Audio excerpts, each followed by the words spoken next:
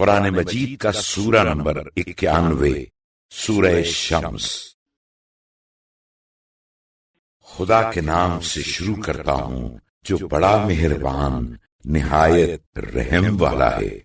سورج کی قسم اور اس کی روشنی کی، اور چاند کی جب اس کے پیچھے نکلے، اور دن کی جب اسے چمکا دے، اور رات کی جب اسے ڈھانک لے، اور آسمان کی جس نے اسے بنایا، اور زمین کی اور جس نے اسے بچھایا، اور جان کی اور جس نے اسے درست کیا، پھر اس کی بدکاری اور پرہیزگاری کو اسے سمجھا دیا۔ قسم ہے جس نے اس جان کو گناہ سے پاک رکھا، وہ تو کامیاب ہوا، اور جس نے اسے گناہ کر کے دبا دیا وہ نامراد رہا۔ قوم سمود نے اپنی سرکشی سے صالح پیغمبر کو جھٹلایا، جب ان میں کا ایک بڑا بدبخت اٹھ کھڑا ہوا